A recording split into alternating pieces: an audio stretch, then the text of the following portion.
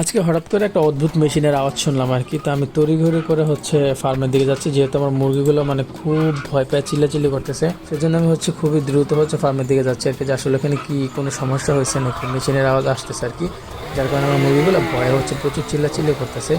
এই জন্য আমি দ্রুত ফার্মের দিকে যেতেছি। ফার্মের দিকে যতই যাচ্ছে আসতে ততই বিকট হচ্ছে। তো বুঝলাম যেটা আমার ফার্মের কাছাকাছি হচ্ছে। ফার্মের কাছাকাছি যাওয়ার পর আমরা বুঝতে পারলাম যে আসলে আমরা যে ঘর করব, বড় ভাই মিস্ত্রি নিয়ে আসছে আর কি গাছ কাটার জন্য।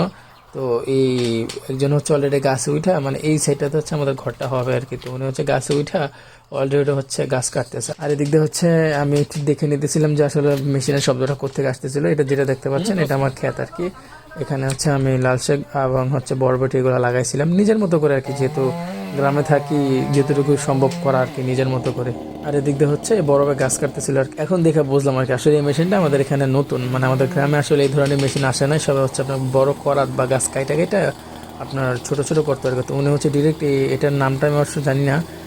এই মেশিনটার মাধ্যমে উনি গাছটা কাটতেছে আর কি। তো আমাদের এলাকায় এই মেশিনটা নতুন, যার কারণে আমি একটু অপ্রস্তুত ছিলাম আর কি, কারণ আমাদের গ্রামের দিকে এই মেশিনটা এখন আসেনি। আমার কাকা একটু অবাক হয়ে তাকাই ছিল আর কি মেশিনটার দিকে, যেটা কি হচ্ছে। আর যিনি গাছ কাটতেছেন উনি মনে করেন যে একটা বিড়ির পুটকির মধ্যে আর একটা বিড়ি জ্বালায় যেতেছে। যাই হোক, আমি এখান থেকে সরাসরি আমার বাড়ির এখানে চলে গেলাম, যেখানে আমার ঘরটা আসলে তৈরি হবে।